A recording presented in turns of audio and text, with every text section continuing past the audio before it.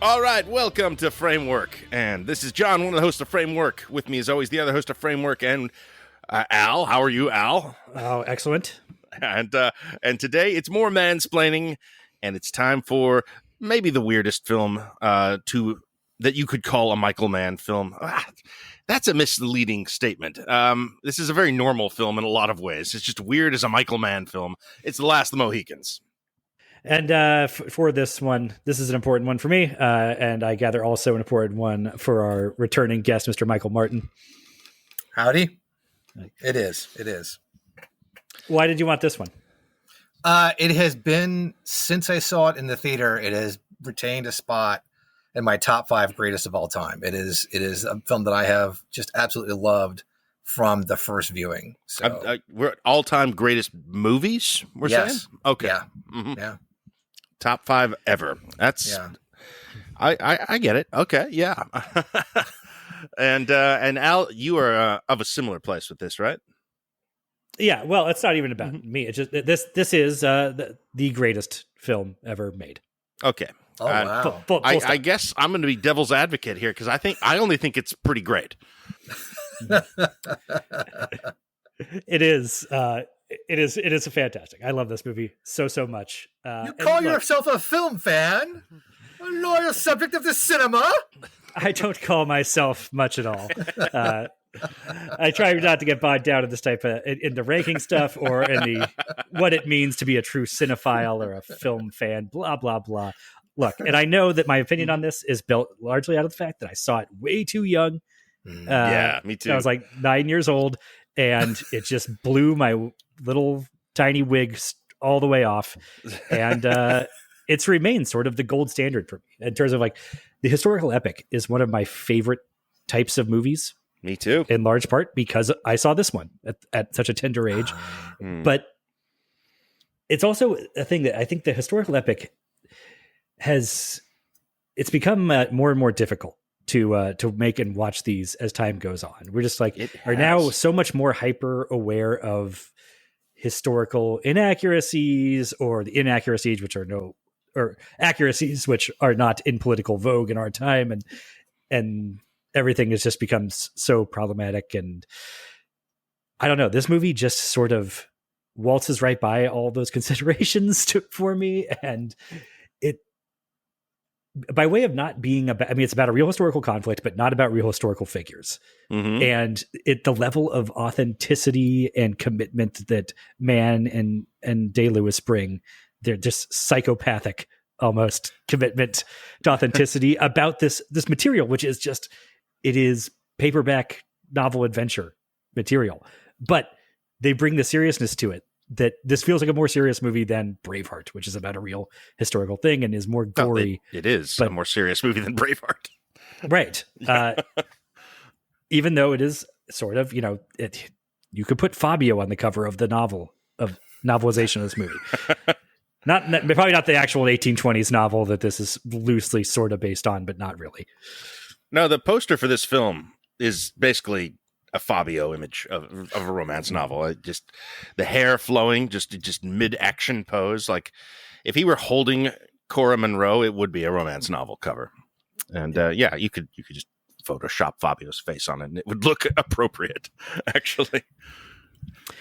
So is this one, we don't normally do a beat for beat, chronological summary of the plot, but maybe this is one where we should do that. I'm just kind of curious if I can go scene by scene from memory. Probably at this point. Yeah. Let's give that a shot. That sounds fun. I mean, there's plenty to parse as we go along here for sure. Yeah. So yeah. Okay. Particularly, I think it's especially behooves us here because otherwise it's going to be so hard to avoid talking about the end of this movie too early. And then we'll end up talking about the ending for half an hour and then circling back and talking about the beginning. I do that. So we opened up with a text crawl establishing that this is the third year of the French and Indian War for control of the continent. And our heroes are going to be 3 men on the frontier who are the last of the Mohicans people. I was never entirely sure growing up whether the Mohicans were a fictional tribe or a real thing. I gathered they actually are a real tribe from the American Northeast, sort of. Yeah, it's tied in with sort of the Algonquin group of tribes. It's complicated. I don't think the last one was named Chingachgook. I don't think that. No, well, I mean, we don't have a last one. I mean, the Mohicans still exist. So that's a both a cinematic and literary conceit, both for the original novel and for the film. But yeah. So we kind of fade in on the just incredible landscape, and our heroes just tearing ass through the forest, which is a lot of just the pleasure of this movie is watching these guys tear ass through the forest. It's pretty good. Actually, I want to jump in real quick just about the title sequence, because to me, I mean, it's such a simple thing, but that is a huge part of. I mean, the film just tells you what it is. Like it starts off, like I said, with these couple of opening crawls with very classical looking serif font on black screen with the drums building. And then when the title comes up, which fills, half the screen, you get the big theme coming in. And then, unlike today where it just, we're, in media res, title and go, it really kind of, there's a really lovely old fashioned building to where we're going with it. And it's, I think that's a huge part of getting the viewer in the right kind of emotional and viewing frame for what they're about to see. Because they're saying, this is big. This is romantic with a capital R, other with a little R as well. This is epic. And it's like, it's really telling you it's unapologetic and very upfront about it. Well, it's the way I think of it, actually, the way it stands out from what I expect from a historical epic is that after the opening text crawl establishing the historical context. And then I almost expect there to be a vignette of the hero as a child. And then jumping forward however many years. And this movie does not do that. It opens, like I said, 3 years into the war. The Mohicans they're already the last Mohicans. We don't watch the Mohicans die out here slowly or anything. It is, and that's a big part of what allows this movie to be as big and sweeping of a historical epic as you've ever seen, and also get out under 2 hours, or right at 2 hours, depending on which cut you're watching. Which again, God bless Michael Mann. I know not all of them are going to have that sort of economy, especially as we go forward. But man, this is the rare film I was like, I could take another half hour of this. Honestly, I appreciate the under 2 hours. His rough cut was 3 hours. Yeah, that's what I hear. But I heard that about the Keep as well. And yeah, well, this one gets down to a 2 hour package much smoother than that one. We could do an entire podcast episode on if they did it now. And there was talk a couple of years back about a Netflix limited series, like all the things they would do different. And I think what you brought up, Al, was a great example of what they would do now, which we don't need, which is a whole lot of backstory. Because that's one of the lovely things about this film is that you don't need any of that. We either can infer it. It's given a line of dialogue, or it's like it just doesn't need it. It's such a great standalone story where you can fill in a lot of what wasn't there, and we don't need it. And I think it benefits from that. Well, he becomes, I think, by not giving you backstory or a lot of interiority, honestly, which is sort of a Daniel Day-Lewis thing. But by depriving you of that, this character becomes like a fully formed version of his sort of Leatherstocking Tales characterization. This is an adventure pulp hero, romantic novel hero, which is sort of not the sort of thing I would associate with Daniel Day-Lewis or Michael Mann. No. And yet it's sort of a perfect version of that.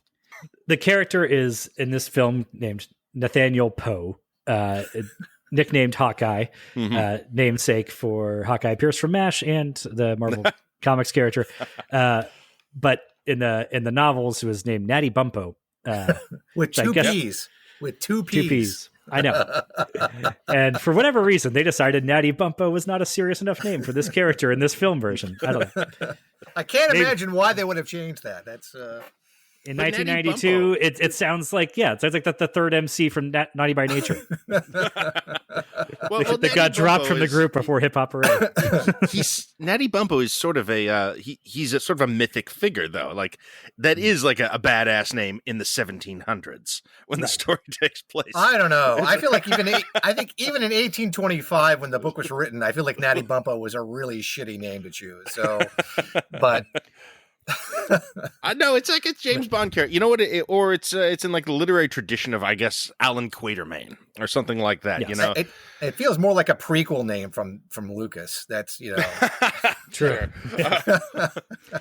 But again, a lot of those like are edging into the territory of lesser MCs. But so this character is also in the literary vein of Tarzan. Sure, yeah, those guys. Yeah.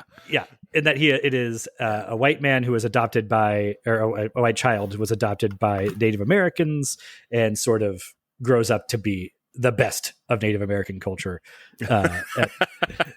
and the true last samurai. At least that's how it is in the books. It's not as heavy as that in this film version. No, but he's a daywalker. He's all their strengths, none of their weaknesses. Yes, exactly. Yeah. So that's Daniel Day-Lewis. He's the white son. The adopted father is Chingachgook, played by Russell Means, who is an interesting figure in his own right. And then he has his adopted brother is Uncas, played by Eric Schweig, somebody who I just have not seen in other stuff really, which always bummed me out because he's a really good presence here without even that much to do. He's just kind of holds the screen against Daniel Day-Lewis pretty fine, and is just also god-awfully beautiful. He is. Yeah, every time I watch the film, I'm like, God, I want his hair so much. I'm aware of another film he's in. That's Geronimo, an American Legend? He is in that, if I recall, but no, I was thinking of Tom and Huck, the Jonathan Taylor Thomas adaptation of Tom Sawyer, in which Eric Schweig plays Injun Joe. He also headlined a film in the mid 90s too, which I think was a Disney release, and it was another period film where he played Native American, but I think that was kind of his brief flare up, and then he, just because of the way casting's done and because of Adam Beach just took all his roles shortly. Yeah. Right. Market corrected Adam Beach. Yep. Yeah. Yeah. But anyway, so these are our trio of heroes. And after they have that opening sequence, they're running through the woods hunting a deer, it turns out, with muskets. And look, this is a very cool sequence. Based on what I know about deer hunting, I don't know that chasing down on foot through the woods is an effective method. When they're that good. But who cares? When they're that good, it can be. Yeah. And there we go. We get introduced to the other side of the romantic angles in this, which is the Monroe sisters, who are played by Madeline Stowe and Jodie May. And again, sort of will be matched up with Daniel Day-Lewis and to an extent Uncas. That's sort of a minor romantic arc through this, that they don't have much interaction, but except it's just a few looks. And then we'll talk about the ending of the movie at some point. But they are the daughters of a British Army colonel who have been sent for from Boston and are now kind of heading out to the wilderness to meet up with their father at his fort. And they're being escorted by Major Duncan Hayward, who is our British stuffed shirt. Mm-hmm. Slash romantic rival, but also like not even really. Yeah, is rival too strong of a word? We can just call him Major Friend Zone, because I mean that's he's barely even in the friend zone. No, not even a cuckold. Can't even raise to the level of cuckold. Yeah. Uh-huh. No. She was never into him. Yeah. I don't even think he's like a particularly nice guy. He's just a dick. Oh no. And yeah. It's funny because my notes actually have him as Major Nice Guy. I Major Duncan Nice Guy Hayward, because of I feel like towards Cora and Alice, he's the prototypical nice guy. Whether he is actual one, I don't know. But right, yeah, the nice guys aren't actually nice. Yeah. But in the first hour of this movie, though, he's presented much more in the vein of a Billy Zane from Titanic. Yes, but less appealing. Like he's sort of the ultimate unappealing man. I'm afraid. Well, Billy Zane does still look like Billy Zane. Exactly. I mean, I guess it's right. He's I'd say with more morals but less charisma. I mean, it's like Yeah. Yeah. That's a very good distinction. So okay, he is pitching woo at Madeline Stowe's character. Mhm. And she says no, and he hears a maybe. Yeah, it's that classic bad guy rival pitch. It's like, well, our marriage makes logical sense. It's mutually beneficial for both parties. Well, what's not to love about me? That sort of thing. And I know we're barely getting through this, but I have to interject because the scene you talked about where they're sitting out in the field with the table. Great. Yeah. No, I just what I always remember first about the scene is the piece of score from that film. That scene. I mean, the score itself. Its own conversation, man. Its own conversation, yeah, and that is one of my favorite pieces from the score. That lovely piece, and I'm going to go ahead and throw in now since we're talking about the score. He doesn't talk about this in the commentary or the behind the scenes stuff, but I don't know if you probably know this. Michael Mann originally wanted all synth. Yeah, he wanted, and I'm like, that is one of the most wrong-headed things. I know. I'm really glad that he was able to be talked out of that because. Yeah. I mean, yes, he decided not to go that route, and the route to go a more traditional score. With maybe not exactly period appropriate instrumentation, but things that evoke an earlier time for us, as opposed to the more traditional Michael Mann route, which is tab tangerine dream, do the heavy lifting. And that's all to the great, because we're gonna talk even more about the score later on. I think when we get to the fort, perhaps is a good time for that. But for now, she rejects him.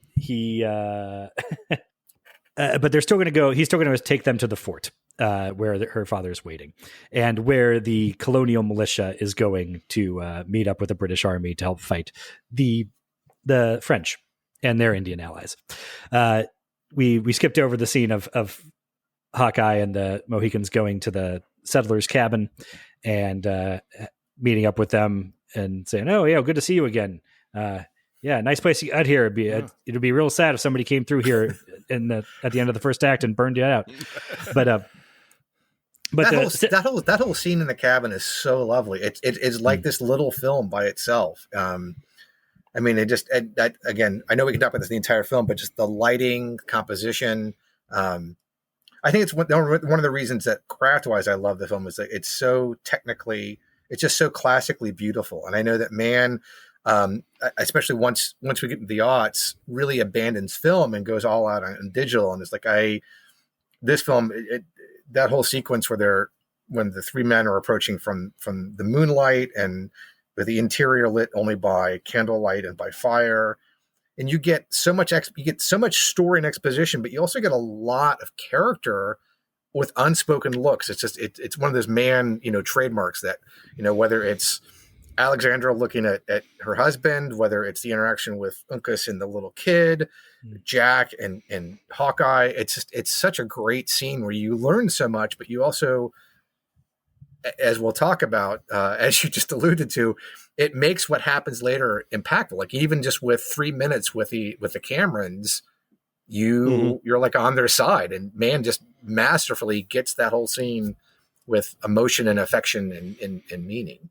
Well, and you get what sets this movie apart from others of its ilk, I feel like, which is you see that the settlers have a relationship with the Native American characters that is not purely antagonistic in this case. And that just there are, for as much as this movie is about a white guy who excels at being Native more than even the Native characters, there are just so many different Native American characters and tribes and political alliances that are presented here. And it doesn't oversimplify the conflict in a way that I would expect a lot of historical epics to do.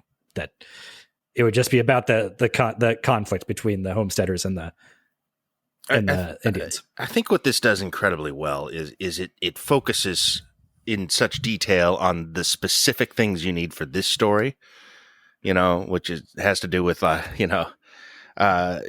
correspondences getting intercepted, and the deal struck between the colonial militia and the British forces. Like it gets so just detailed on this, and for the Native American tribes, like largely on the Huron and Mohicans, I guess, are the ones we focus on here.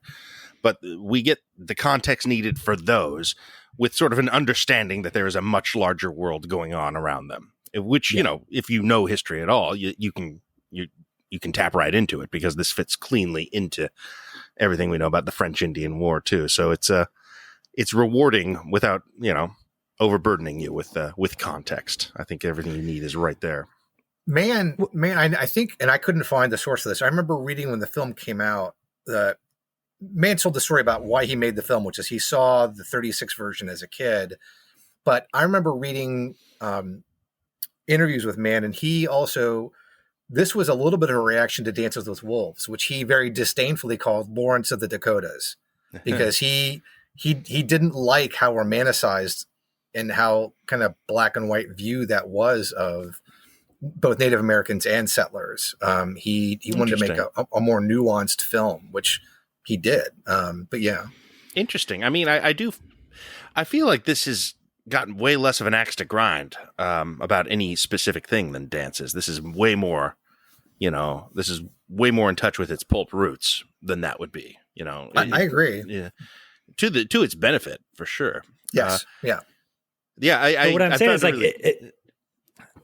well, and this is something we come back to when we talk about issues of representation a lot. And my contention is that over focusing on the quality of a particular piece of representation tends to miss the point, because quantity winds up mattering a lot more.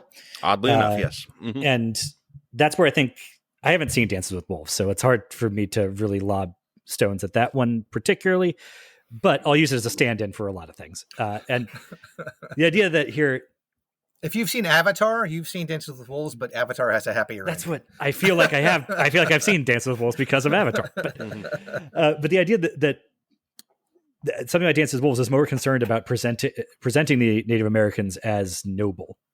And because of that, it's still kind of reductive in a way. And Last Mohicans is because it has different room for different tribes and different alliances, whether it's the Mohawks or a Huron who's pretending to be a Mohawk, who's pretending to be allied with the British or whatever. It presents them with greater complexity and maybe less reverence, but in a way that I think actually kind of, I don't know, at least to my palate. Well, I would say lifts them up more. Yeah, with less kind of blind reference, but with more actual respect for them as human beings. I'd be really remiss to say, since you haven't seen it, Al, and I would recommend watching. I think it's actually worth watching. It's a good movie. Yeah. It is. But there's a really interesting crossover based on what you just said, is that there is an incident with a hostile Indian tribe in Dances with Wolves. That Indian tribe is led by the actor Wes Studi. He plays the bad Indian in Dances with Wolves. So well, he's so intense, man. Right. Well, and since I am a little older than you guys, I saw Last Mohicans in the theater as an adult, and it was like, it's one of those things that anybody who is my age who saw Last Mohicans in the theater, the minute you saw Wes Studi on screen, you immediately know, oh, okay, bad guy, because he had a brief but really iconic role in Dances with Wolves as a hostile Indian towards the ones that were friendly to Kevin Costner. Yeah, well, I mean, if you need a heavy or you need a Native American, bit player, like, you're not going to do better than Wes Studi on either front. So he's going to be great casting. He's way more memorable as the villain in this film, though. That's the thing. Like, he's more. Yeah. He's an actual character in this film. That's why in the other film he's literally just a villain. I mean, just like he's just there to twirl his non mustache and be a foil for the good Indians. So right. Well, let's get to Magua momentarily. After I want to finish up to the sort of political situation with the British and the colonials here, because that is a thing that comes up, and that's what stood out to me. This movie is, I believe, Mann's biggest box office hit when you adjust for inflation. I think so. Yeah, which is so strange, because it's also so much the outlier in his filmography, like John was saying right off the bat here. It's, people know this movie, but it's the one where you go, well, Michael Mann made that one, like the guy from Heat and Miami Vice did that one. Like that perplexes people because he didn't follow up on this. And I think that's almost a shame. Like there's a version of Michael Mann's career where he makes nothing but just painstakingly real and brutal historical epics that I'm probably just as into as the one we got. But he never goes to this well again. And so I always kind of thought this as, despite being my favorite movie ever, kind of an outlier of the Michael Mann things. But watching it for Mann-Splaining here, I suddenly realized, oh yeah, okay, I'm seeing the things now that make this a Michael Mann movie. And a lot of that is in the relationship between the colonials and the British and Cora and Duncan specifically. And that's just the whole idea of being the colonials rebelling against. I mean, we talk about the whole thing about Michael Mann protagonists is they don't want to have a boss, and so the most un-Michael Mann thing you could possibly do is let the King of England come around and start pushing you around. Very good, very good. So that whole thing, but Jared Harris's like first movie role, maybe or second, where he's just on a horse delivering a couple of lines. Yeah. He's just here so Daniel Day-Lewis can ask him how he likes them apples, but. God, I love the line reading of "You call yourself a patriot, a loyal subject to the crown." Well, he's the two scenes he's in. He's biting off that apple big time. Yeah. It's you touched on this, Alan. That's one of the things I've been thinking about since we talked about doing the podcast, which is how both anomalous and how on brand this is for a Michael Mann film. Because all the things you talked about, the time period. And this being so classically lush and just how classically told it is versus being a much more immediate modern feeling thing. Although I think there's a lot cinematically that Heat in this share in terms of visuals. But even though, as John said, I think maybe Al said, Hawkeye doesn't have a boss. He doesn't want one. Really, to me, the most Mann character in this movie is Magua.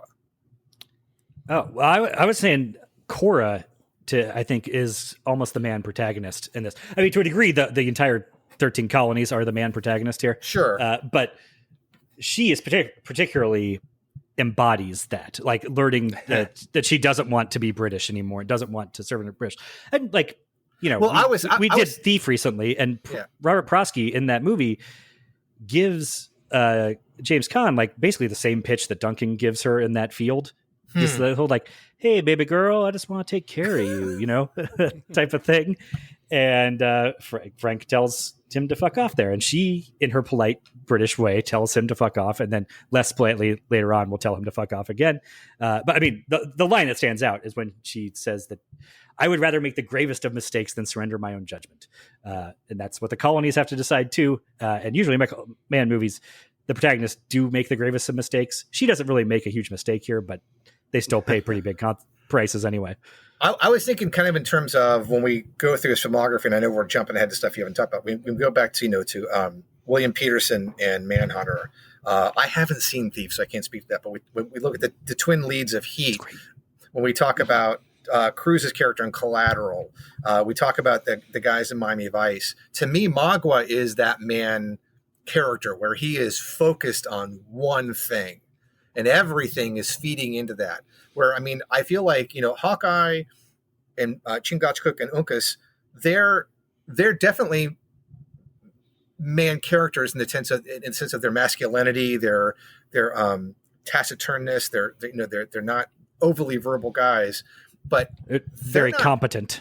Right, they're extremely competent, but they're not focused until the end. Until they're specifically focused in the plot when it requires it near the end, but. Magua it's like he's going after that thing the whole time. And that's his life. I mean, just like, and I know I'm jumping, just like the two guys in the Heat. It's like, it's his life. There is no life outside of that. The revenge is the juice to steal a line from Heat. Well, that's sort of true, but also towards the end, Magua reveals sort of grander political ambitions. which I think is what somewhat. takes him out of step with some of these other man protagonists.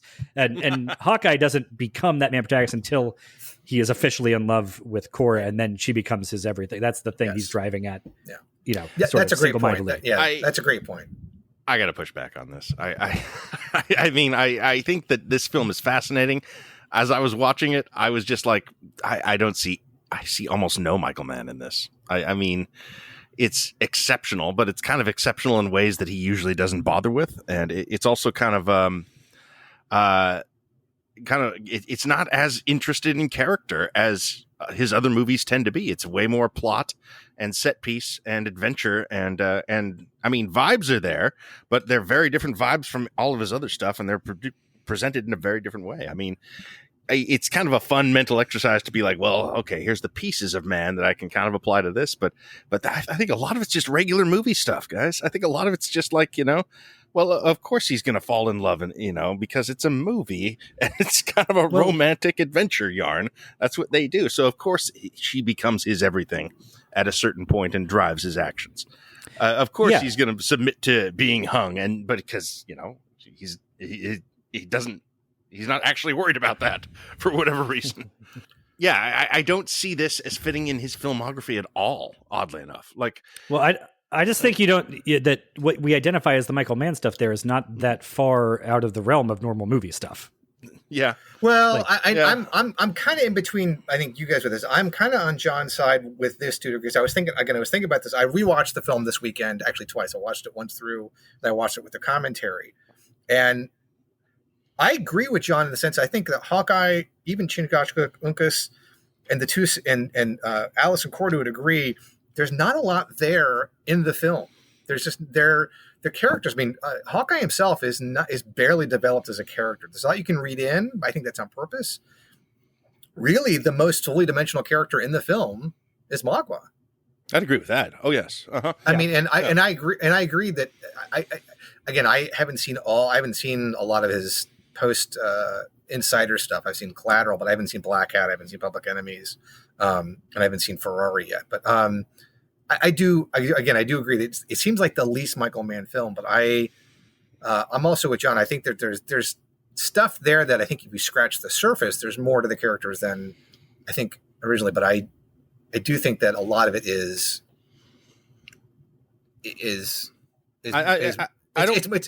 I'm not indicating this is bad or that. No, I don't think you are at all. No. Again, I'm not either. No, I'm not either. He nailed it. He absolutely did nail it. But I don't think that. I mean, Hawkeye is, I guess, in one sense, he's one of the great movie characters, but in the other, he's not because he's very archetypical. He's not. Yeah, he's classic. He's classic. Yeah, right. He has he fills a lot of different roles, wears a lot of different hats, kind of. Whereas, I guess. Do you know who came to mind when I was watching Magua? I was thinking about Killmonger from Black Panther. Oh, absolutely. I definitely see the lineage there. I was thinking of Steven from Django Unchained a little, actually. Oh, I haven't seen that since. I only seen that once, so that's not fresh in my mind. Just in the sense that he's a representation of what the crimes done against him create. He is the result of years of this sort of oppression. And it has kind of twisted him into this thing. That's certainly the brush that Hawkeye is trying to paint him with towards the end here, but I view it. Killmonger is in more direct lineage with him in that sense. Yeah, you're probably right. Yeah, I mean, maybe there's certainly more nobility in Magua than there is in Steven. Yeah, so. Absolutely. So I guess now we're talking about Magua, who is introduced as the scout that's going to take Duncan and the girls to the fort. Except along the way, he leads them into an ambush after throwing some great subtitled shade Duncan's way. And then just a terrific surprise hatchet to the neck of a guy. God, the look on the guy's face as he's walking by is he's one of those things. This big dopey smile on the soldier's face right before. Yeah. Yeah. It's like he's seen him, like he recognizes Magua from back in Albany or something. It's like, hey, bro, what's up? Anyway, great stuff. And then we had this fantastic ambush sequence where the Hurons come out of the woods around the redcoats and start slaughtering them, and then Hawkeye and Uncas and Chingachgook come out of the woods and save the girls and Duncan and drive off Magua. I want to talk about the film's violence, but let's wait till we get, I think, a little later into the film. Well, here's where we get our first and most aggressive scalping, if that's a way. It is, but I think maybe let's wait till we get to a certain scene in a meadow. I think then we can maybe. All right, but credit for cinema's finest scalping here. Absolutely. It's really something. Quick and brutal, and you see the guy is like still alive after it happens, which is especially rough. Yeah, like this. Like I said, this movie is not gory compared to a lot of other historical epics. I think pretty violent. It's pretty brutal. No, it's very again, it's very violent, but not as gory as I remembered it being from being a kid. Mm-hmm. All right, it doesn't. All right, we're talking about it now. So, all right, let's. Well, I now again by 2024 standards, like you said, this film is not gory, and it's not even that violent at this point. I mean, I think hell, there's probably stuff almost this equivalent on TV at this point. But I can tell you, seeing it as a young, I was in my early 20s when I saw this.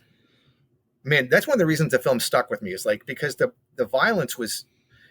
Mann does this amazing job with it, where it's brutal, it's realistic, but the film still retains this kind of epic, heroic edge. He really balances this, where he's never glorifying the violence.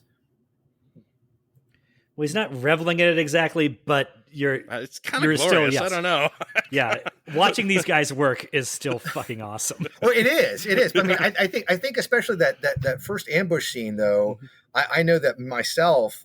I mean, it was like a gut punch. Like whether it was the scalping, just the quick tomahawk chops to the midsection. Even though you're not seeing intestines and stuff come out, like it wasn't like violence in the 80s from the big action films. It was very different.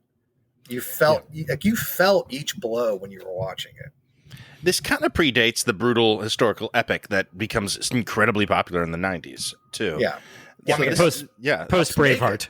Yeah, exactly. Braveheart kind of picks up the baton from here. Actually, it's a more violent film, but it's the sort of stuff you see here in Mohicans, and then then they just run with that for another 7 or 8 years. And all these films. Well, that's what I'm thinking. Like once Braveheart came around, there was a level of gore included in them. Yes. This is similarly violent in some ways. Well, I mean, it's the shots, like the close-up shots of the tomahawk is just dropping out of Magua's sleeve. The implication of you're seeing the weight of that thing, and what it's going to happen with it. That's the stuff that makes it so effective. It's not the actual. Connective shot and the blood packet that spews out, although that's good stuff. There's a lot of good squibs in this film, but it's just shot so well and set up so well. The violence is all really well story told, if that makes sense. If you look at the shots, Mann does a really great job of mixing the handheld in with static shots. Unlike so much of the day, we get so much action in today's film is just all almost incomprehensible handheld stuff, but he does a really good job with that. I think again to maximize, no pun intended, the impact of each blow of the fights to make them gloriously brutal. I guess we'll say that since there's a mix of elements in there. Well, and it's the sound mix, which yes. I don't want to get. We could talk for an hour about all the ways that the Academy failed this movie. The only award it, I believe, got nominated for, and I think it won, was for sound editing, which it totally deserves, in part because this, just for the sounds of tomahawks hitting skulls in this movie. There's one, as much as the scalping, I think there's one shot where like a Huron has a redcoat sort of bent over at the waist and just brings a tomahawk down the back of his skull, and just the sound of that. There's no blood spatter from it, but the sound effect accompanying it is just this dull metallic thunk that stuck with me for 30 years now. And that sells it as much as anything else. Yeah. It's great stuff. And even this violence, this is not the kind of Michael Mann violence I'm used to either. This is, I guess Heat kind of takes this sort of thing and puts it in a modern gunfight context, I guess. But Yeah, because he's not he isn't super gory as well. But I mean, I think similarly, the sound is incredible, very hard hitting violence. Yeah, yeah. But yeah, like I'm really surprised, and sort of retroactively surprised, I guess, that he had this in him as a piece of filmmaking. It just seems so dissimilar, just in the way it's shot and executed, top to bottom, violence very much included. It's so visceral, It's so hands-on and gritty and feels real. And I love this storytelling thing he does with it, which is showing how shitty the British are at fighting back, just constantly and always. They get into their little formation, that they've trained for, even though they're fighting guys in the woods that they can't see. And they're just getting mowed down every single step of the way. The only time they have any sort of feet beneath them at all is during the siege. Because they're, fighting the people they're trained to fight against, and they're losing that one too. Yeah, even then. So, they're not doing great then either. So, no, but yeah, that's their tactic is to attempt a big Predator-style ineffectual blast into the underbrush with all their guns, but they can't even quite pull that off because by the time they get set up, half their guys are down. And so we see this throughout the movie, and it's also contrasted with just every scene where the British are talking. It's just the most arrogant bullshit coming out of their mouth. It's really fun. Like these characters are not really villains narratively, but they are. I mean, even though they're basically on the same side as the heroes the whole way through, they're still somehow villains. They are kind of wanting to kill the heroes still at parts. So yeah. But that's sort of what I love about this is that Mann does not feel it necessary to really like lay on these are the good guys. The British are the good guys, the French are the bad guys. Like, oh no, the French are not the good guys, but certainly not because they're not our guys. Mm-hmm. Like Magua is the bad guy, but even that he's a bad guy with as much dimension as almost any villain that you could name. I mean, I think he's again, Away Academy failed this movie. Wes Studi should have been nominated for Best Supporting Actor. It would be really easy to imagine this film told from Magua's point of view, to have it. I mean, I don't know if you want the same ending, but no.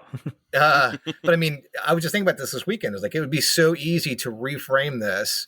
And again, you probably want to change the ending, but this could be just a really awesome, colonial era revenge flick, and it would totally work. That would be fun. Yeah, just Magua in Saltburn. It's not quite, but spoilers. Sorry, yeah, it doesn't. It's fine. It's a very inaccurate description, actually. So it's fine. Well, again, but that's the thing. There's a different version of this movie there's different versions of the movie that come out before it, and there's different movies different versions that would come out after, and I feel like all of them would have they would miss the thing. One of the things I like about this movie, and it's special. Like the movie about Magua and his revenge story is more directly about the Native American genocide. Native American genocide and the natives fighting back against colonialism. And this movie is not about that. Like the story is ultimately about that in a way, right. The dying off of the native tribes, but the plot is not. And because of that, it doesn't seem as bound up in our current political moment. And it allows, but the thing I like is because the story is not about getting native culture right in some way.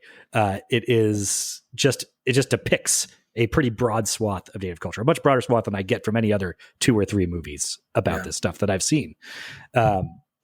And that I think is great. I love that about this movie, that there are good guys and bad guys of all stripes and ethnicities on this, and not all of the people, not all the white people are on one side, not all the natives are on one side, and things get messy that way. But also allows these people to feel more human and not like representations of an idea.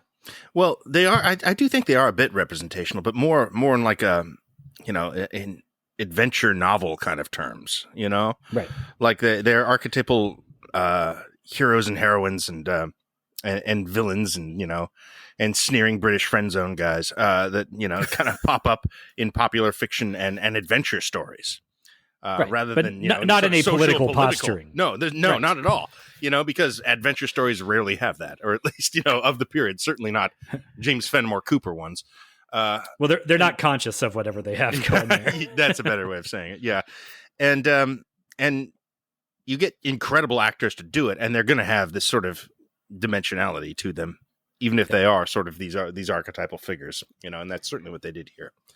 Well, so what Mann does here, I think it hits a sort of sweet spot for me that I think it almost doesn't come up in another era or from another filmmaker where it's conscious of that stuff in a way the original adventure stories are not, but it's also not preaching about anything particular. I mean, a little bit towards the end we'll get to, but in the meantime, it's so built into character though at that point, right? Exactly. Yeah, it's the same thing. I'm nodding along, which is great for a podcast. So there you go. So now we're off on our way. Our heroes are together. We have on our way to the fort. We have a stop off at the homestead that we visited earlier. That's now burnt out, and we get the great moment where they're looking at the bodies of their friends that have been slaughtered, and Duncan and Cora are saying, well, we should bury these people, as good Christians, blah, blah, blah. And our hero boys say, no, we're leave them on the ground. We're going. And she reprimands him for being a cold ass bastard. And he turns back, like stalks up to her and gets in her face. And she like backs off a step. And, with all the intensity that Daniel Day-Lewis can muster, which is a lot of the total intensity in the observable universe. He tells her that, like, she says they're not, even though they're strangers, they deserve a Christian burial. And he says they're not strangers. And they stay as they lay. Yep. And man, that packs such a wallop in such a small scene that is not a giant, like, emotional crux of the movie. But it always stuck with me. And that's just like a thing that occasionally will happen in a movie where I'm like, oh man, that little moment just randomly in the first half of this movie that is not a climax of anything really just kind of shames a lot of big emotional moments in other movies. I agree with you. I mean, I think there's so much that just comes into focus and plays into that moment. I mean, obviously you've got Daniel Day-Lewis, who is one of the greatest actors ever doing this. And you've got Michael Mann, height of his powers. And all we need is those two sentences. That's it. And we know everything that's going on, and we really feel what's going on. Yeah, that's one of my favorite moments in the film as well. It's just fantastic. Yeah, I mean, maybe we should talk about Daniel Day-Lewis a little bit, and just like he is very, very good in this movie. And like, how did he not become Michael Mann's muse forever after this movie? I imagine like it was his own interest took him away, and he's not going to fit as well into Heat as he is this. I'd say, it's hard to see him in Heat as much. Is it because Daniel Day-Lewis just isn't interested in modern day movies unless they're done by Jim Sheridan? Unless he has, because he did turn around and did The Boxer right after that, I think. But well, even like we were talking about how this is kind of an outlier for Mann. This is an outlier for Daniel Day-Lewis too. This is like the only time he's just been an effective traditional leading man. Like, I'm really struck how not weird this performance is. He doesn't even have a goofy accent, which is just no accent. Perfect, it's fantastic. The way Day-Lewis describes him, the performance is that he's a man utterly free of neuroses. Which excellent. I love that. That's good. I was actually gonna toss that out. Is that one of the I think one of the interesting things about this film that has aged so well is the masculinity in it. Is between the father and the two brothers and on one hand, it's a very classic, stoic, strong, masculine role, but there's absolutely no toxicity to it. There's nothing. They seem to be incredibly healthy, good people. Going back to that moment, John, you're talking about, right before that is when the three of them are talking about the raid on the cabin. Mm-hmm. And they remark, and Uncas remarks that nothing's been taken. And there's this really lovely moment when Hawkeye reaches over and just basically touches him. And it's a really just nice, I mean, it's not overwrought, it's not them hugging and crying, but there's a really just nice ease of physical affection between them, and there's no shame. There's no I don't know. There's the masculinity. Go ahead. Yeah, they don't even make eye contact. He just squeezes his shoulder. Like in solidarity. Yeah. That's great. The masculinity is so great in this because these are obviously man's men. Self-sufficient mountain men, but there's just like no posturing. They're man's men. They're man's men. Okay, I got a question about this though. Is Hawkeye the protagonist of this movie, or is Cora Monroe? I mean, it's Cora doesn't do much. Is the problem? But she has an arc in a way that he does not. Exactly. Yeah. And if you're reading it as a romance first, I mean, Hawkeye falls directly into a lot of the tropes of the romance novel, that he is sort of this fantasy of the idealized man, and a guide into the unknown, and just sort of the perfect colonial man, the perfect man of the place and time, the dream scenario that arrives, to kind of fulfill her fantasy in a way of what a man should be. And when this is functioning as a romance novel, which it does spectacularly well if you want it, it's kind of there alongside the historical epic and the adventure yarn. I mean, if we're going to define protagonist kind of classically by the one who drives the story forward, I would argue that Magua is both antagonist and protagonist, because he's the one ultimately who is helping set things in motion. It's the ambush on the road is what brings them together. His continued pursuit of vengeance is what drives a lot of our specific characters' choices. But is that the classical definition of protagonist? Because I feel like it's pretty common for the antagonist to be the most active figure whose schemes that might be true, but driving things forward. I feel like, to me, Cora is not. She's making choices, but I feel like there's still a lot of reactivity to her choices versus Magua's choices, would seem to be more actively driving everything else's. I don't know. Right. But is that the distinction between protagonist and antagonist? Maybe it's an academic question. It might be. I think the thing that causes us all to like say maybe it's not Hawkeye is that he is not, again, there's no arc there. He doesn't have anything to learn from this. And she does. Yes. And Magua is the one actively pursuing things more. So yeah, he does feel a little less reactive. Traditional in that sense. He's a little reactive. Yeah. He does fall in love, and that makes decisions for him, kind of.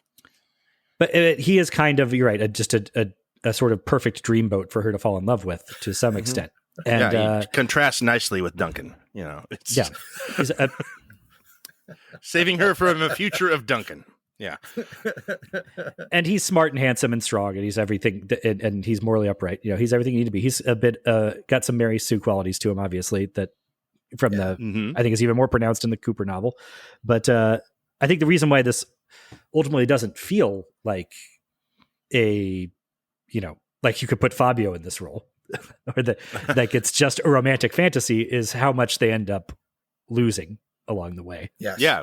The ending is a big L, honestly. Yeah, there's a big there's so much tragedy packed into the ending, and that it does not feel indulgent in the way that when you talk about Mary Sue type characters, it's usually indulgence is the issue there, the underlying issue that we're talking about. Now here's a rhetorical question: are these actors, Daniel Day-Lewis and Madeline Stowe, cast a little too old for these characters? Now, I wouldn't change them no matter what, obviously. They're both, career-defining performances in their ways. But are these characters written as mid-20s? Yes, I think they are. However, I do not mind that they read as adults. Right. I think that's maybe Mann's way into them, perhaps. Yeah. They can't be Romeo and Juliet characters. Mann would have nothing to say about that. Yeah, man, that's maybe now is the time we start talking about romance in Mann movies again, because this is the most romantic with a capital R. Oh, definitely. Yeah. And it's as slow burning as romance gets in Mann movies. Yes. But it's still very much a love at first sight movie. Yeah. Like they are still all in very fast. Love and so thirsty at first sight. Yes. Mm-hmm. Yeah. Which you get it. I mean, Madeline Stowe in 92. Oh yeah. I mean, it's peak for both of them, I think. But yeah. Mm-hmm. Oh yeah, and yes, Nathaniel Poe, as played by Daniel Day-Lewis, can fucking get it from anybody anytime, no matter what they say. As much as Duncan does not want him around, even he's kind of like, but I get it. Like, oh yeah, yeah. He tips his hat pretty early. It's like you're infatuated with him. Yeah, yeah. So, but again, that's the thing with all Michael Mann movies, though, that his guys, because they're so single-minded, when they decide it's time for romance, they're all in immediately. That's Neil McCauley in Heat. That's Mike. You got to watch Thief. Yeah, watch Thief. It's real good. If you like Michael Mann films, that one's really, really good. But it's present in that one too. And that's part of their drive, and the most un-Michael Mann thing possible would be to do anything half-assed, and that includes romance for sure. Mm-hmm. So this romance gets kicked off once they're at the fort, but they get to the fort that's under siege by the French. The girl's father is losing this battle here. Well, there is that sweet nighttime scene. They got that nighttime scene. I was going to say the scene in the glade is really, I think, where it just becomes so obvious sexy to everybody. Yeah, it's like that's yeah. Oh, okay. So do you want the one where they're looking at the stars? Yes, which is a wonderful scene. But yes, it's the scene where I'd considered turning this off and watching it at night because I was watching it in a room with natural light in it, and I was like, God damn it, Michael Mann's use of blacks. What am I screwed up. I fucked up. I watched it the wrong time of day, but I'd scheduled. I mean that is the Michael Mann version of. She's now sitting next to him on the bus on the way back from the field trip, and we know something's going to happen when they get home. That's what that is. So, it's great, and that's where we get the backstory about how he, Day-Lewis is orphaned as a baby, and Chingachgook adopted him and raised him as his white son, as he calls him all the time. Another absolutely gorgeous piece of score, also for that too. So, when is the score not? Yes, in a modern movie. The scene of Chingachgook adopting him would probably be a 5-minute flashback at some point. Maybe a cold open. Cold open would probably be Magwa's family getting killed and his backstory, actually, in a modern context. But instead, he just lets one of the best actors ever just do it. Like, here you go. Here's 4 lines. Yeah.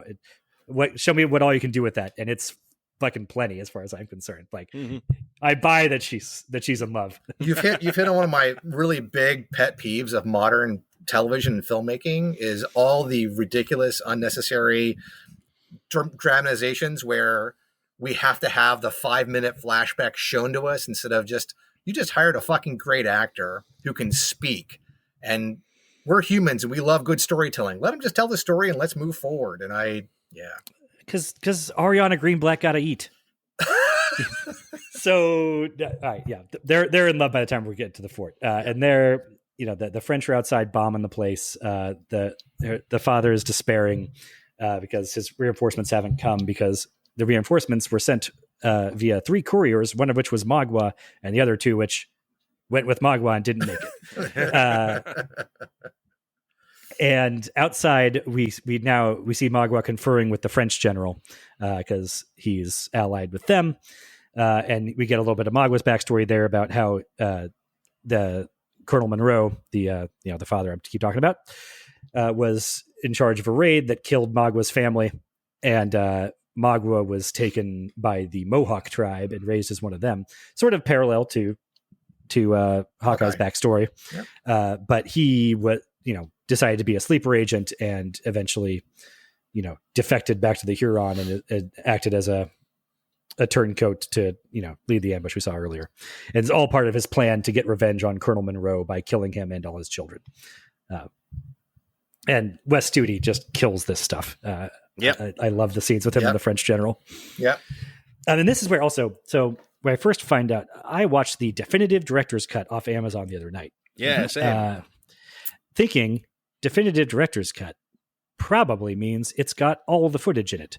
But in fact, what I see here is no, there are things missing from the version I know best from the DVD. And that includes some lines with the French general here and a terrible downgrade in music cue later on and some of the final monologue.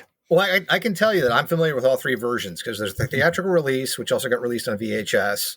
There's the DVD release, which sounds like you know really well. I know that sort of well. And then for both Blu-ray and high def, he did that definitive cut. And I can tell you, I'm bad news. I'm going to argue that the version that DVD version, that's the worst version. It's the absolute worst version. It is the worst version. You lose it actually loses a lot of stuff. There's a lot of lines that are lost that are wonderful lines.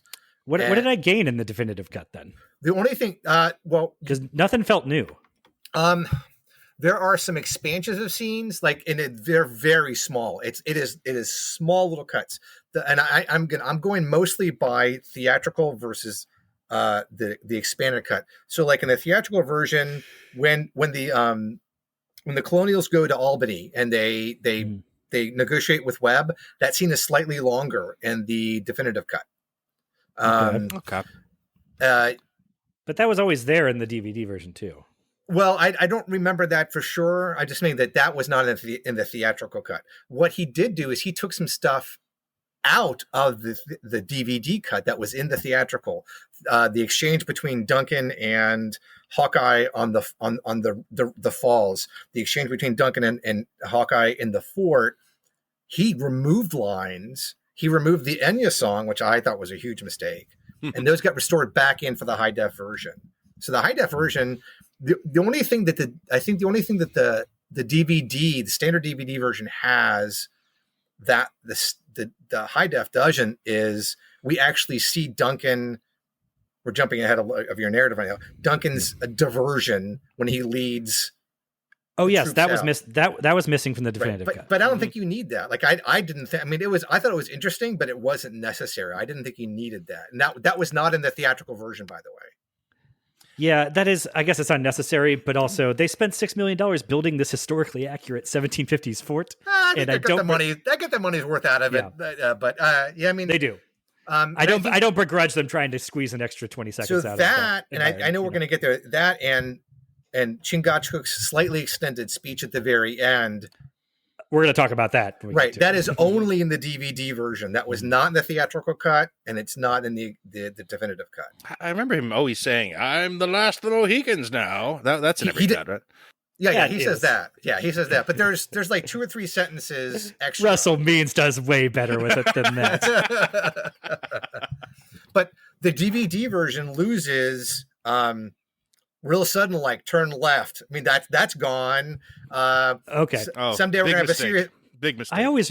Are you sure? Because I remember that very well. Yeah, but someday we're gonna have a serious disagreement. That's cut from the DVD version. Oh, all the Lethal Weapon lines. Okay. Yeah. Now there are a couple of lines still cut from. I don't know if they're in the DVD version. So, and I know we're jumping ahead during the chase on the lake when they're in the boats. When they first get into the canoes, Hawkeye yells out, "Got nothing better to do on the lake today," and that was in the theatrical version. I remember that's cut from the definitive version, which I'm okay with because that's a little too quippy, I think, to some degree. But yeah, things are moving there. It's fine. You don't need. You get that from him pointing a gun at him anyway, and then yelling about hanging him when he has time. I find the difference negligible, to be honest. Like I'm remembering all these things. I'm just like, it's basically this is not a massive Blade Runner difference situation. It's not. It's the big difference is the ending, but we'll get to that. That's true. We get to the but I would think that for people who love it as much as Al and I do think there is. I do think that the definitive cut is superior to the DVD. I really do. I just think I want the one with the most in this case. Okay. Because this is not. It's not even like a Lord of the Rings thing where it's already a 3 hour and 40-minute movie. Right. And more is the thing I like is better. But in this case, like going from, I don't know what you gain by going from 2 hours and 1 minute to an hour and 58 minutes. It's like, the flow is just fine. I thought, anyway, so when they're at the fort, the situation becomes that Hawkeye is reporting on the homestead being attacked, and that means that they're sending war parties up and down the frontier to attack the settlements. And in this case, the militia is supposed to be released to go defend their homes. That's according to what the agreement they hammered out with the other British general. Well, but Colonel Daddy will not allow them to leave, partly because Duncan will not back up the story about the nature of the attack on the settlement. Well, he does it first, actually, and then he weasels out and he reverses course. Yeah, coward actions. Yeah, yeah. How could I be the biggest coward here? I know. And, yeah. Well, it's. I don't think it's cowardice motivating him. I think it's British, chauvinism, and thinking that the needs of the British Army outweigh any, piddling worries about the. No, I don't know. I think cowardice. I mean, because again, when they first get there, he backs up Hawkeye. He says things were done. He backs it up, and then he sees he's looking ahead. He says his corporate ladder. He goes, "Hey, I gotta get in line. I gotta be part of the system and part of the company here." So that was my read. Yes, I mean, it was, sure, and it was clear what happened. It was a war party. He still hopes that's going to be his father-in-law. I mean, I don't know. You call that cowardice. Yeah. He does. I don't think Duncan is cowardly with Cora in that moment, though. Not that he really. Yes. Not that there was ever a chance, but still. I agree with you, Al. I don't think Duncan is overall a coward. I think we see too many examples for him not. But I think emotionally, sometimes, he's but I think he's a company man. Yes. I think that's more accurate. Yes. Okay. Yeah. He calls himself a patriot and loyal subject to the clown. So because of this, like I said, okay, number one, you're right. He murders his chance with Cora. She delivers like one of the most brutal takedowns I've ever heard anybody get on film when she looks at him and says, "Duncan, you are a man with a few admirable qualities, but taken as a whole, I was wrong to have thought so highly of you." It's just, I don't know, man. It's so holistic. It's just this like, it's everything I fear, like a person being able to say to me. Like it's almost polite. It's almost polite. Yeah. No, it's very polite. But it's saying like I have addressed, like looked at, given due and sober consideration to all of your positive attributes. And even accounting for all of that, I have determined that you are overall just trash. So watching that scene, do you think Daddy Monroe secretly agrees with her? Do you think he's kind of thinking, yeah, he's kind of a shit weasel, isn't he? No, I mean, I don't know. I think he knows she's never been into him, and he is okay with that. Yeah, that sounds right. Yeah, but I think he's still thinking, well, if we can get out of this, you're still going to end up having to marry him, but that's a problem for another day. Well, Duncan's strategy is basically like just like the Vivek Ramaswamy strategy at this point. It's like maybe he'll get taken out, and they'll need somebody to fill in, right? She's a marrying age after all, so. Oh man, God. I didn't think things could get any worse for Duncan than how they went in this movie, but he is catching shots. Man, here. that is an A+ comparison there, John. So that's on the romantic side. On the political side, Hawkeye helps some of the colonials sneak out of the fort when they've been forbidden to leave to go try and defend their homes because the fort's not going to stand up anyway. And because of that, he is arrested by the British, and he's going to be hung supposedly, but they don't have time to do that because the French general calls a parley, does an incredible 9-point bow, and offers very generous terms of surrender to the British. Mann talks about that in the commentary, and it's really fun because apparently in French society, those bows would change regularly. And so like they would basically go through, like you had to keep up on what was trending in bows at the time. And it got just, more elaborate and more ridiculous as the culture went on. I imagine this is what French TikTok is today. Just changing the bow of the week. Becomes increasingly elaborate. I really enjoy both these performances, Monroe and Montcalm. I think they're great character actor performances with great faces on them. and great contrast, yeah. just in their bows and their whole demeanor. Oh, the way this shot is framed too. There's many incredibly framed shots in this film, like that fucking mirrored bridge thing early on. Anyway, but the surrender in particular is a lovely one. Out on this plain, basically with the forests and the lakes in the background, and then these characters have this parody because they're both proper gentlemen who kind of fancy themselves proper gentlemen, following the rules of engagement, and but they're also just these sort of hubristic assholes. That are kind of content with any petty cruelties, as long as they don't really get delivered to their responsibility. Like they're fine with a lot of bad shit going on, as long as it does not literally fuck up the rules of etiquette and social graces. Right. What's Montcalm's line to Magua later is just like, I fear I will face these Englishmen again, and they will not go home. What am I to do, though? But I cannot sully the lilies of France. Incredible lines. This is after Magua asks him what the deal is, because Magua took the hatchet to color it with blood. Oh, so good. It is still bright, and only after it is red can it be buried.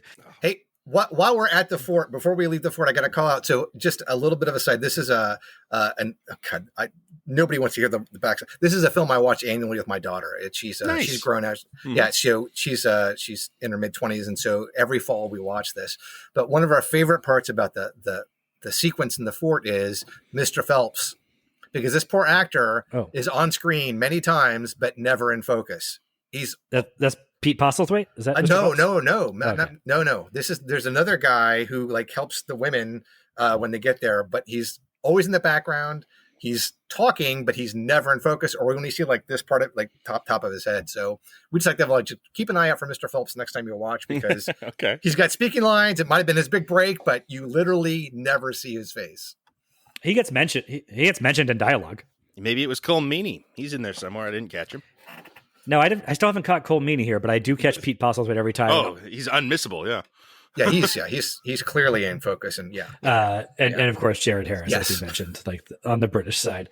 Great bunch of character actors showing up here, kind of before they all hit. Actually, Postlethwaite, I believe, was Daniel Day-Lewis's acting mentor, and that's why he's in this. Oh, film. Was he? I think so. Yeah, really? I think this is his first movie, and his breakout, of course, is in The Name of the Father. Yeah, I said, but they did like immediately after this. I think so. Yeah. So now we're leaving the fort, and this movie has been good up till now. But for me, this is where things really elevate here, and again for the final act. But so we're leaving. The British begin very generous terms where they're allowed to like take their weapons and everybody with them. And the French general tells Magua that, I have made this deal in the name of France. I cannot sully the lily of France, as we say. But, whatever happens in the forest, I don't know. I don't control everything out there. Kind of wink, wink, nudge, nudge. So Magua does his second big ambush of the movie. He's really good at him. Yeah. Yeah. Looks great. So good. Looks great doing it. And this is where he makes good on the threat to remove the heart of the gray hair. And he says he will eat it to gain his strength. We don't see him actually eat his heart on camera, but we see him hold the beating, not beating, but the bloody heart aloft. Yeah, full on Mola Ram. Yes. Mm-hmm. Yes. And like that scene of him leaning over to dig the heart out with a knife. That's one of those things where it's not gory the way it would be if Mel Gibson had directed this movie. No. And it's amazing what they don't show. But I mean, when I first saw the film when it was released in 1992, that scene was like really upsetting. It just really got you. It still is, I think. I mean, well, I can't say it's not. I've seen it so many times at this point. I mean, right. Yeah. This might be the film I've watched the most. I'm not sure, because I've literally watched it like once a year minimum since it got released. So yeah, it probably is for me. I mean, I don't know. It's in the top tier. Yeah. But that, I mean, God, it is worth, I think, maybe just briefly pondering how much worse this movie would be with Mel Gibson in the lead, because like I think it would still work. Yeah, it'd still as work. An adventure movie. He's not a bad movie star. Well, with him in the lead, I don't think it would be. I mean, if Michael Mann was still directing, I don't know. That's a really interesting historical kind of. I think it still loses some of its classy feeling just from having even, Mel Gibson pre all of his big problems. Well, I think Daniel Day-Lewis absolutely bestows classiness to anything he's in. So yes, that for sure is something that he's adding in here that would not be present with Mel Gibson. I would argue that I think the thing that loses the most is that I think even though Daniel Day-Lewis was known at the time, he wasn't the movie star that Gibson was. Yeah, I think so. We see Hawkeye, and I think regardless of, I think actually Gibson would have been good in the role. I think we still would just end up seeing Mel Gibson rather than Hawkeye. Right, and I also think Tom Cruise must have watched this movie and just thought, "Fuck it, I got stuck with Far and Away. This should have been me." Well, he definitely tried to do this movie. He tried to do this. He did last. Did he? time. Oh yeah, that makes yeah. Oh yes, and then he eventually works with Mann too. But I mean, I imagine specifically watching this movie and being like, "Fuck, this is 60% of this performance is delivered at a dead sprint. This is this is my alley." I don't even want to think about this movie with Tom Cruise. It's oh my god, no, no. So okay, sorry. I'm sorry to have opened those doors. Now it's time to shut. So just great action scene here. Everything, of course, in this era is all practical. There's 500 extras. He's got hundreds of actual Native American extras that are, done up in their war paint. I think that aspect can't be overstated. I think of why this movie still works so well. Because it literally was a year before Jurassic Park came out. Digital augmentation really wasn't much of a thing. The fact that, as you pointed out, they spent millions of dollars literally rebuilding Fort William Henry. They had working cannons. When we get the opening, we get this establishing shot outside the fort. We see this literal working army, and it's like it's a love. You're seeing actual things in camera. And Mann even points out on the commentary, like you just wouldn't do that now. And in fact, they didn't. I mean, Napoleon. You use CGI for the crowds and all that. Yeah, which is a lot is lost, as it turns out. I mean, I think that's why the '90s was such a great time for these, and the historical adventure epic that is. And you can kind of say Gladiator is sort of the end of it, and that's when they really start to introduce CGI into them into the equation. Yeah. So, all right. So we get another big battle scene here and a lot of great kills. And our heroes jump into some canoes and get involved in a canoe chase down the lake. Love these canoes. Love these. Go over some waterfalls. Just great stuff. The shot of them going over the waterfalls, by the way, my God, what a shot that is. The just the what do you call it? The bow of the ship just shooting out over the top, and what looks like the actual actors sitting there, just like, oh shit, and then the thing just drops into the mist. There's a great reaction shot where Duncan's like, oh shit, we actually did that. It was he can't believe it worked. So then we end up underneath the waterfall where they're hiding out, but quickly decide that all their gunpowder has gotten soaked through in the lake, and they basically don't, and they got an injured guy with them and the women, and so they decide that the thing to do is to have our heroes jump out through the waterfall and run. And that way, maybe there won't be a fight and the others will be taken prisoner alive. And this is where you get the most famous part of the movie, Daniel Day-Lewis soaking wet, screaming at her to stay alive. No matter what happens, stay alive. No matter what occurs. Which is this really it's this famously romantic moment, but also in context is he's telling her not to resist if they rape her, and that he'll still come and free her later on. That's definitely part of the implication here. You're 100% right. My man calls that out in the commentary, and he actually brings that up. He says Hawkeye is explicitly telling her, submit to anything that happens because I'm coming at some point. I'm going to come and I'm going to get you. Yeah. Cool. So it's kind of like that say anything moment. Actually, it's actually not that romantic. Well, it is I mean, I don't know. I still find it to be kind of that way because he's like, I mean, part of the big thing is if this was Duncan, and she were taken by natives in that way, he would not probably still be as enthusiastic about marrying her, and he is. Well, and there'd be no faith that he would come and save the day. Right. Right. But in Hawkeye's mind, that it means nothing. It doesn't affect his commitment whatsoever. That's not part of the masculinity aspect. I say the non-toxic aspect of it. But anyway, we don't need to dwell on that because the movie does not either. And because from here on out, we're basically into tracking chasing mode. And this is where I noticed the big change. There's a much latter day Michael Mann sort of the Collateral Wailing Woman score put over the scene of them tracking them towards the Huron village. Whereas I remember it being just a lot closer to the main theme of the movie playing over that in the DVD. Well, version, because you're remembering the DVD version. So in the theatrical release, we have the Enya song, and that got restored for the DVD cut. It's not as good, I don't think. I disagree. I think the Enya song works really well, but that's again. Yeah. But also, this is the last lull of anything in this movie because once we get to this village, everything is on rails. We get Magua is presenting his prisoners to the great tribal elder, his grand plan to burn the girls in a fire to honor as tribute to whatever his loss and to wipe out the gray hair seed, of course, the gray hair road and his seed. Get rid of it. We hate it. And we hate it, precious. And Hawkeye walks down.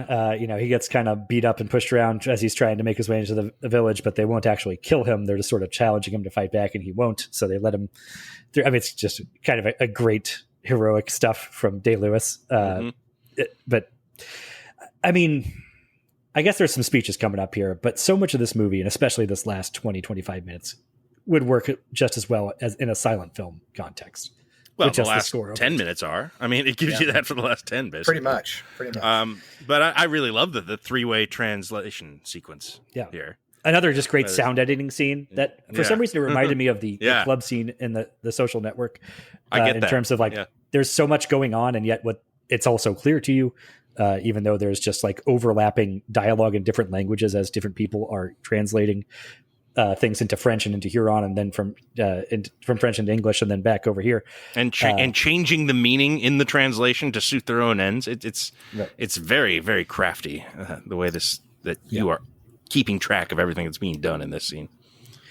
Yeah, so Aya comes down and runs down Magua to the elder a bit, saying that his heart is twisted with hate and blah blah blah. And his big plan is for the Huron to become traders like the whites, and that's He's just like, becoming what he hates. Yes, it is. That's so good. Yeah. He's saying that's you're becoming what you hate. It's terrible, blah, blah, blah. The elder's swayed enough by this to say, okay, we're going to split the baby a bit here. You can burn the one girl at the stake. Mago can take the other girl to be his new wife since he lost his family. And then we'll send the officer back to the British so that they're not as mad about slaughtering their army. And then Hawkeye says, as they're taking him away, says, no, switch me for her. My death is a great honor to the Huron. Trade me for her. And Duncan mistranslates that to convince them to take him, Duncan, instead. And so he goes on the fire. Just really great, classy exit for a really sniveling stuff shirt villain. Very noble exit for a Billy Zane character. Is it him finding his Boromir honor, or is it him just being like, I want to die? I've lost everything I had. There are easier ways to go. That's true. Yeah. But Hawkeye returns the favor by mercy killing him with a launch. So that's one thing about we haven't mentioned this movie. Hawkeye's superpower is that he is a long range sniper with a musket. The long carbine. Yeah, absolutely. Yeah. Yes. His third name, or is that his fourth name? Yeah, one of his many names.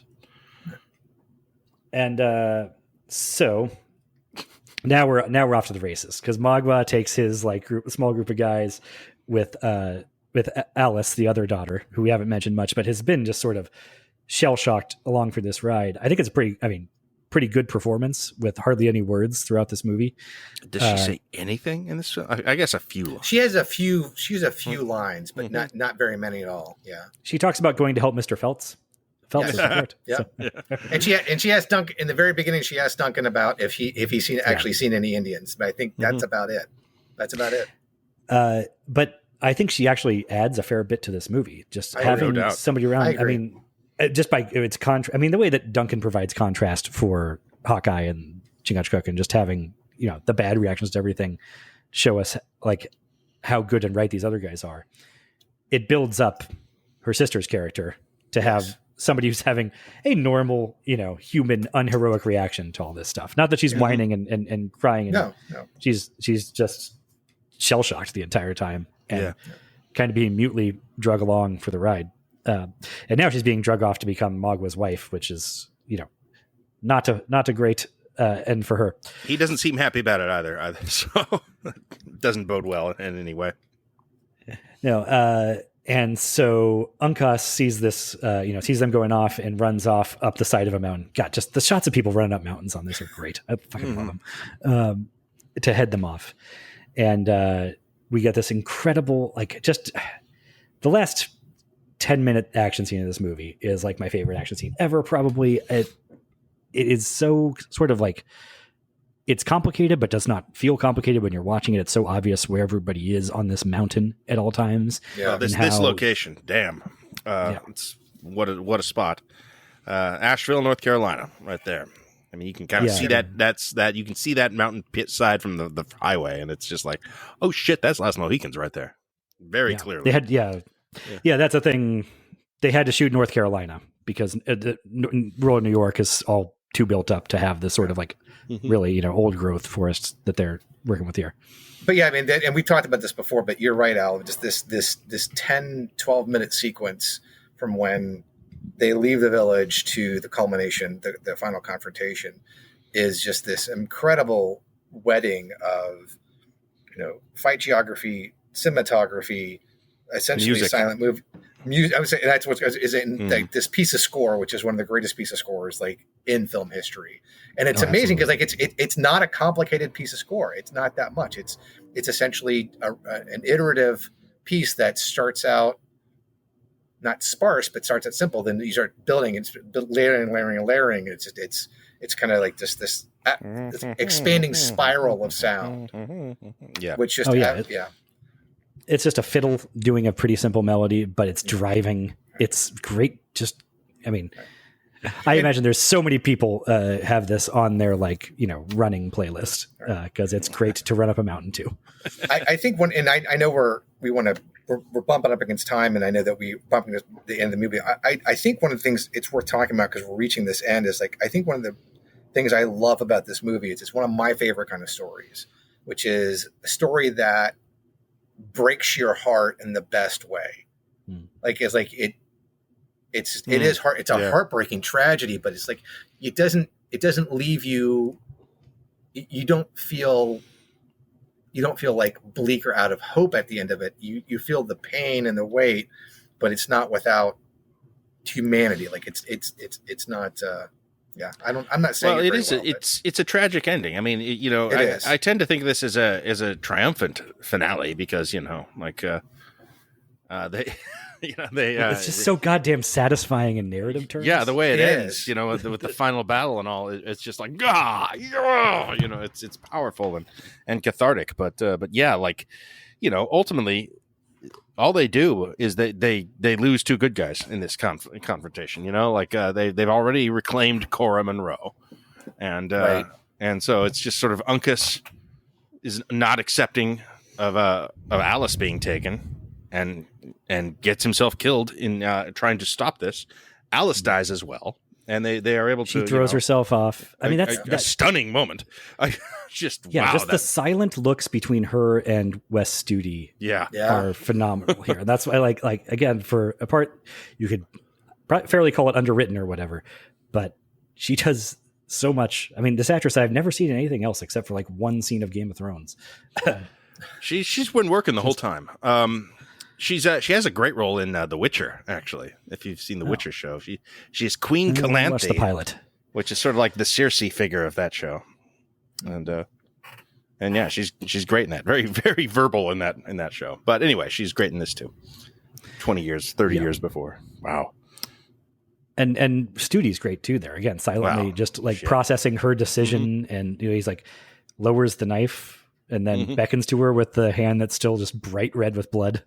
Well, yeah, that's another layering of tragedy, because you get this moment where Magua is sort of human again. Like he actually is thinking, hey, and then she jumps and he shuts down and he's back to I'm just gonna, fuck everything up and take everything I can mode. Yeah, this is where he really this final run where he kind of, I don't know, I guess he's been an all-timer villain the whole way through, but this is my favorite Wes Studi work in the film, is just this silent stuff at the end. Another thing about this sequence is it looks so dangerous to shoot. They're having fights. They're having straight up fights on rock edges, no trickery there, because those are actual spots, Yep. You can see them from the highway in Asheville, and they're not in a set with a blue screen behind them. They are doing fight choreography on the side of a cliff, and it is spectacular. I'm sure it's not the actual actors. I'm sure it was, the way they were shot. I'm sure it was safe and all, but still, it remains thrilling cinema, and throughout all this, and even just like, how do they do the thing where Uncas sort of just boneless slides down the side of the mountain? I'm sure it's a puppet, but mannequins don't work that way. That looks like a dead guy. Yeah, right. No, it does. I mean, whoever built Dead Uncas should have gotten an award, because it really does feel like an actual body. That's another great example of how, again, it's not gory, it's not explicit, but because of the film that comes before, it's like you really feel it, like that really just, again, breaks your heart, because that whole sequence is just flat out amazing. And it leads to the final confrontation, which is of course not between Magua and Hawkeye, but between Magua and Chingachgook, Uncas's father and the titular last Mohican. Neat surprise, neat swerve, and that this character kind of becomes centrally important all of a sudden in a way he hadn't been. It works. It's great. Yeah. Probably one of the things that contributes to us like questioning whether Hawkeye is really the hero of this movie too, is that he doesn't have the final showdown and kill the villain. Right. Yeah, but Hawkeye, I mean, in a way, Magua and Hawkeye never direct and nemesis of each other. They are their goals, were at opposite. They both wanted to keep the Monroe's sisters alive or dead. So cross purposes there. But personally, the two of them, no real problem, no real beef. Well, and I mean, you get a sense Chingachgook and Magua, could have had some respect for each other if he hadn't killed his son a few months ago. Well. I do think it's an actual inversion of expectations, of subversion, because when in the initial ambush, we do get them literally sighting down each other at things. I mean, the film is using very standard heroic action film language to make us think that. And then in the end, as we pointed out, that's Hawkeye just supporting his dad, and his dad. And I think that's a really deliberate choice by Mann, again, to what we talked about, where there's not, it's not, he's not, the film isn't ultimately a big political statement, but I think he is very deliberately, putting Chingachgook front and center and having the agency to kill him rather than Hawkeye, I think is a very deliberate choice for the narrative. And I think that is something that helps defray that feeling too. And yes, talked about and in a way that it's done very deftly, because at no point we were talking about, if anything, Hawkeye is still like a comically like perfect hero. We don't think less of him as a hero because he didn't finish off the bad guy. Right. But it makes that space, if Chingachgook is a supporting character throughout this movie, it still makes space for him to off the villain. And that is a level of prominence that in 1992, I mean, I don't think that happens in Dances with Wolves, but I haven't seen it. So no.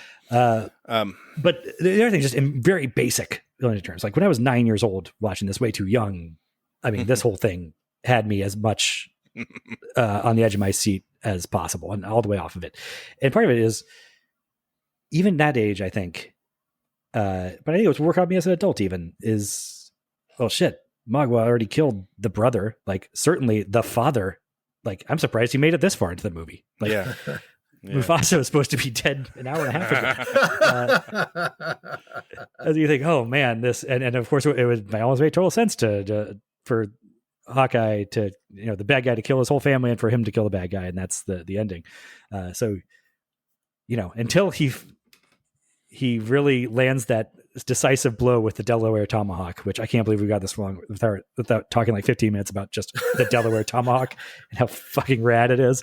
But the Final Fantasy sword that he has. Yes, yeah, the thing with like gunmetal blue, looks like it should be wielded by a darkspawn from Dragon Age, but it's awesome. Anyway, I would expect the dad to take the L in this scenario, but it doesn't, and it's triumphant. And because you're right, Hawkeye and Magua don't have this deep personal enmity, so it's even more satisfying for the dad of the slain brother to do the killing. It's just goddamn perfect ending. Like this is just how you end a fucking movie. The last 20 minutes of this are absolute rip shit. Yeah, great. Yeah, I almost wish they were longer. I almost wish this was like a 10-minute longer sequence. No more like dialogue or anything. Just 10 more minutes of what's going on. I could watch it all, because it moves so goddamn fast after the Huron camp.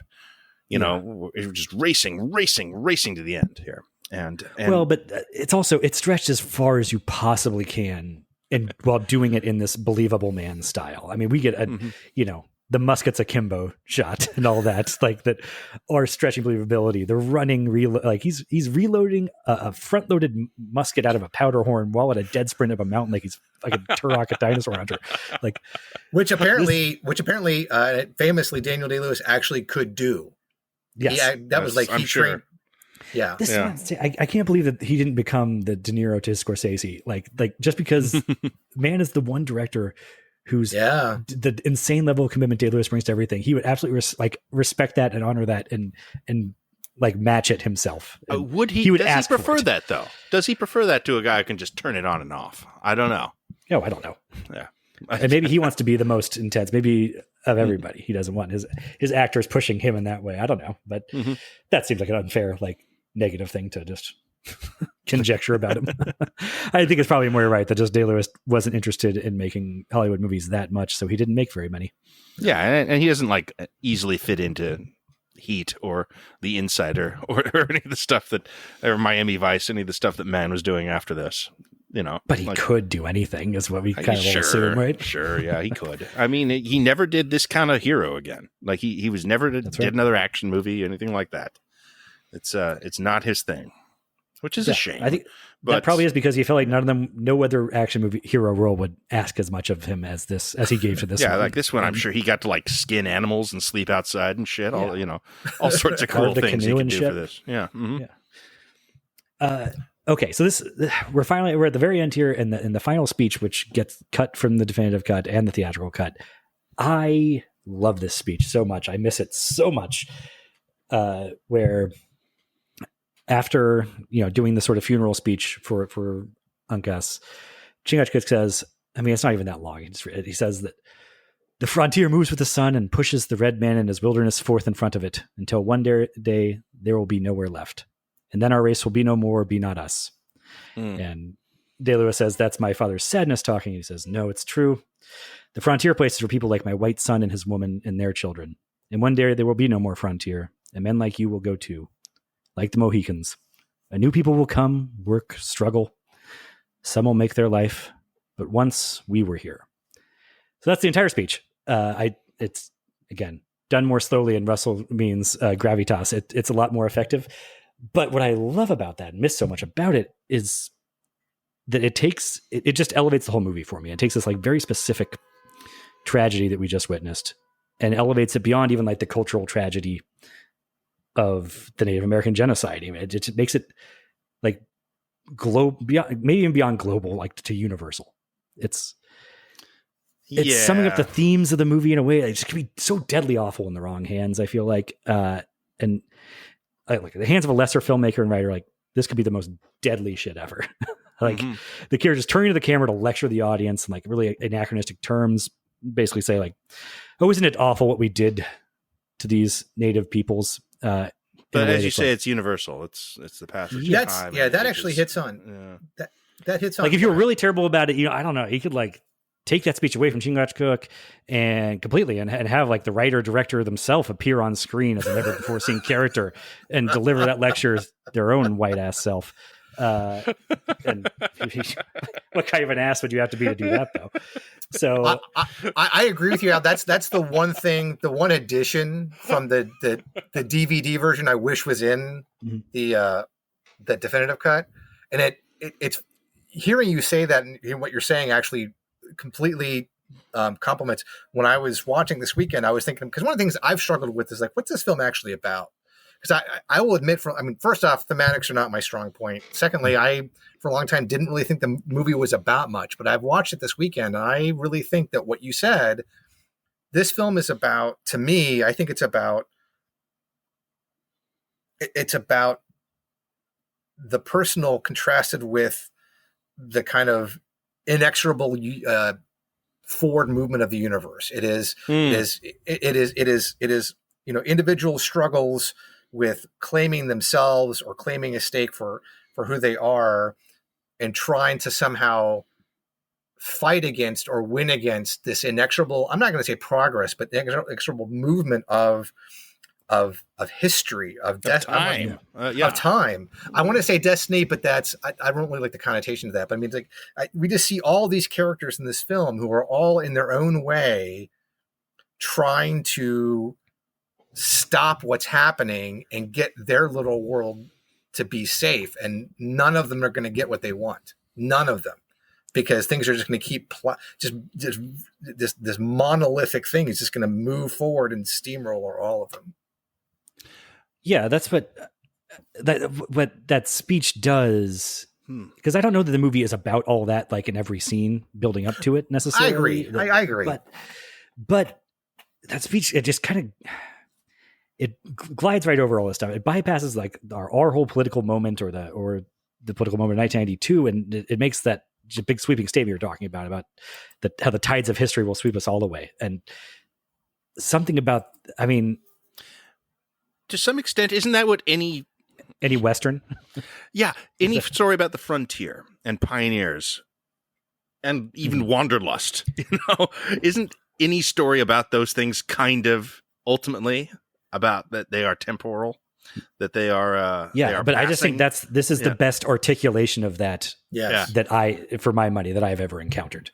Yeah. Just this speech, and coming off of, the power of those sequences, like you're so emotionally battered at that point that it really carries me away. And I think it feels wise in a way. Like part of what I love about this movie so much is, how it avoids the exoticizing of Native Americans or the putting them on a pedestal of being these fonts of wisdoms rather than people. But there is something about this that it is such a sweeping, far-reaching sentiment that I can't call it anything but wise. And because it goes even right past like, boy, the white man sure was horrible to these Native Americans, to being something even more general about like, even as the colonizer, as the victor in whatever cultural battle you're in, or you imagine yourself to be in, like you were a fool to think that the tides of history won't wipe you away too. Mm-hmm. And that's like the part about how like my people are gone now, but even you, my white son, you're a man of the frontier, and that's not going to last either. Yeah. And it's kind of the sentiment from No Country for Old Men that I talked about recently with you, John. And it's also not that far off Abe Simpson saying that, I used to be with it, and then they changed what it was. It will happen to you. But going back to No Country, just the idea that resonates so powerful with me is that the idea that history ends with you, and that being vanity, right? And that we're all always laying tracks for the erasure of our own way of life from this earth, and that applies to Mohicans, and I think it applies to me in the present day too. If I'm doing anything, I am building the machine that will wipe out my way of life from the planet. Well, welcome AI. But it's also kind of the way it has to be.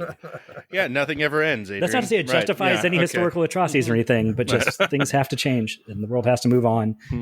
And that's the way it has to be. And well, I think that that's an excellent sentiment to end on here. I think that's kind of says it all, man. That's fantastic. And for a fantastic movie, and one that I imagine kind of be reckoning with the rest of my life to some extent. This is just a hell of a film, a whale of a film in every regard. And yeah, I love it.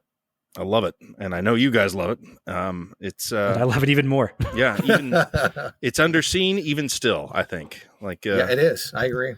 Yeah. I mean, as you said, it's probably his biggest hit, and still, I don't understand why this isn't held up as one of the great films of the 90s, one of the great historical epics of all time, because it plainly is. And how it's not the gold standard for historical epics is totally beyond me.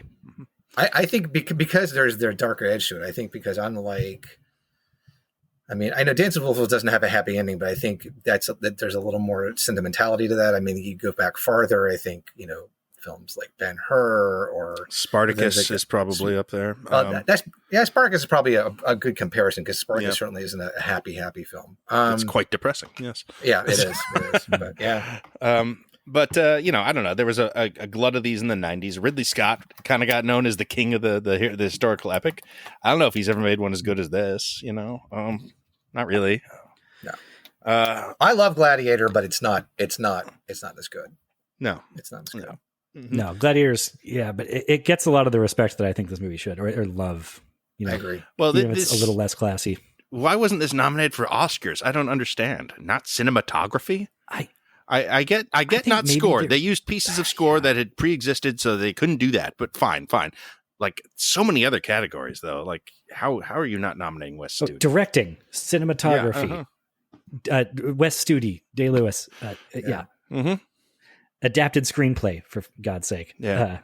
To the point, I don't even know if is this even an adaptation? Well, it's an adaptation of the 1936 film, which I guess is what Mann really gave a shit about. He doesn't like the book. No one likes the book. Well, the book's impenetrable. The book is terrible. So yeah, this is technically an adaptation of the screenplay of the 36 film. But we had a good, nice out there, and then we kind of ruined it because we did not learn the right lessons from this movie like nobody else did.